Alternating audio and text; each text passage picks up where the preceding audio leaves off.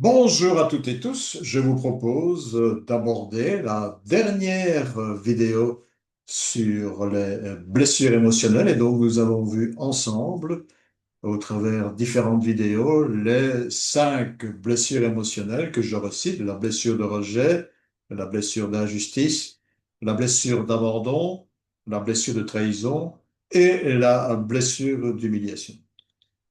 Alors, dans cette vidéo, nous allons aborder différents points, dont le premier, c'est évaluer blessure émotionnelle, et ce, en 5 étapes. La première étape, situation, réaction.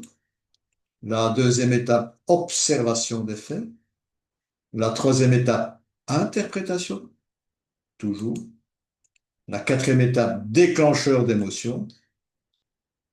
Et enfin, la cinquième étape, qu'est-ce que je retire comme leçon? Étape 1, réaction. Tout simplement, je demandais de penser à un événement, à une situation qui a été à l'origine de l'activation d'une blessure. Quelle a été ma réaction? C'est la première étape. Étape 2, c'est observer. Quoi? Il s'agit de détailler la scène. J'étais, exemple, avec mon mari dans la cuisine.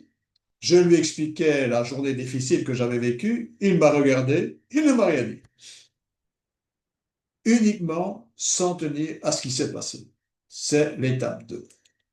Étape 3, interpréter les faits. Comment est-ce que moi j'ai interprété les faits? Relier les mots, les phrases des faits qui nous touchent et ce qui a du sens. Exemple, il n'y avait aucune empathie de sa part. J'ai eu l'impression qu'il ne voulait même pas m'écouter. Je me suis senti abandonné. OK. Étape 4, déterminer ce qui a déclenché justement votre émotion. L'émotion que j'ai ressentie, c'est de la colère, la peur ou la tristesse s'est déclenchée. Suite à quoi? À des faits. Suite à l'histoire que je me raconte. Suite à la perception des événements. Ici, dans le cas qui nous préoccupe, son comportement a déclenché chez moi l'émotion de grande tristesse. Étape 5, je dirais l'une des étapes les plus importantes, mais qu'est-ce que je retire de cette situation que j'ai vécue? Et si demain je revis la même situation, comment vais-je me comporter pour éviter, nom d'un chien, d'être à nouveau blessé? Quel comportement je vais changer? Ben ici, dans ce qui nous préoccupe, je commencerai par l'interroger avant de savoir comment il va, de manière à percevoir si il est dans la situation d'écoute ou si éventuellement il est également préoccupé par un souci. Ben oui, peut-être que le mari, ben justement, il avait un grand souci et qu'il n'avait peut-être pas envie d'entendre ce qu'il avait. Voilà. Ben, la prochaine fois, je vais commencer par lui demander, tiens, comment tu vas? Est-ce qu'on peut en discuter? Voilà, une manière de réagir. Donc, c'est vraiment décortiquer en 5 étapes ce qui s'est passé et se dire, la prochaine fois, je vais éviter d'être blessé. Alors, ce que je fais en tant que coach, après avoir fait en sorte que la personne ait bien été conscientisée par les blessures émotionnelles, et c'est le point 1, et là vous avez bien compris, la preuve c'est qu'il y a 6 vidéos qui sont consacrées à ce que c'est que les blessures émotionnelles. On va commencer par un premier test, c'est identifier les blessures émotionnelles sur base d'affirmations. Et c'est très simple. La personne répond par oui ou par non, c'est 0 ou 1. Donc c'est une simplicité absolue. Et puis, ce que je fais, c'est que je réalise un premier feedback avec ce petit camembert là, dont on voit, vous voyez, le pourcentage que la personne a dans trahison, abandon, humiliation, etc.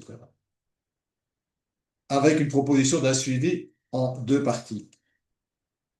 La partie 1, c'est que la personne, elle se trouve devant les affirmations, oui ou non, et elle se dit, qu'est-ce que je fais? Est-ce que je veux changer ou pas? Donc, avant de me faire plaisir, je dois le mériter en ayant bien travaillé.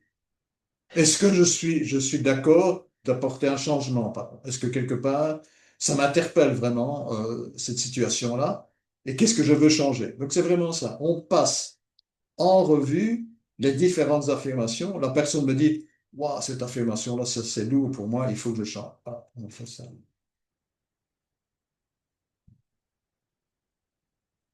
Alors, le deuxième feedback, ben, c'est un peu ce que je viens de dire en tout premier lieu, c'est d'évaluer ben, sur base d'une période déterminée l'impact de ces blessures émotionnelles.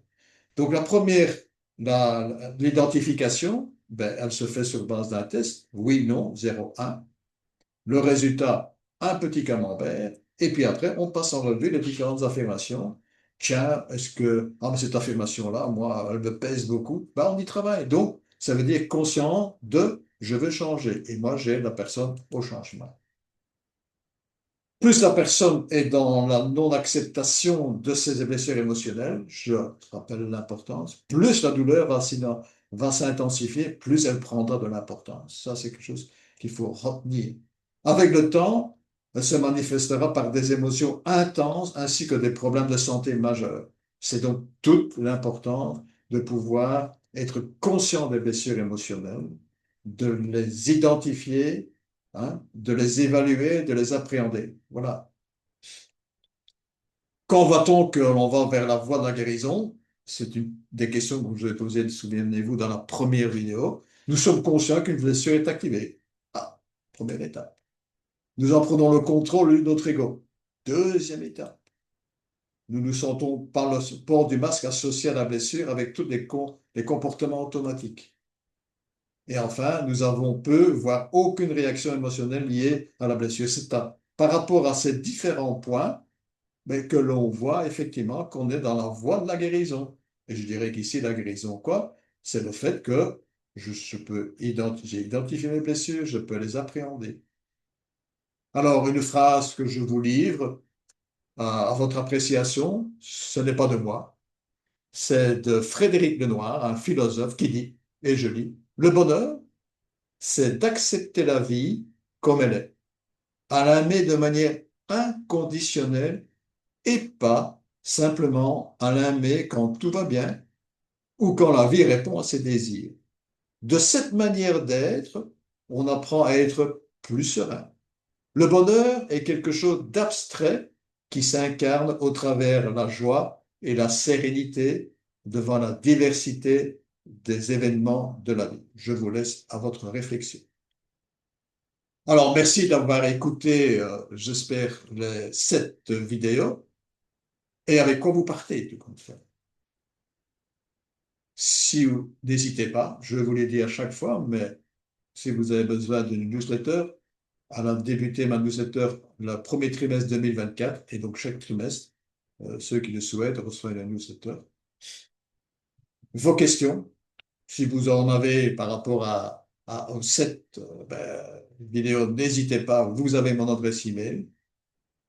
Et bien sûr, euh, même si c'est la dernière, toujours cette brève phrase de Voltaire, j'ai décidé d'être heureux, c'est bon pour la santé.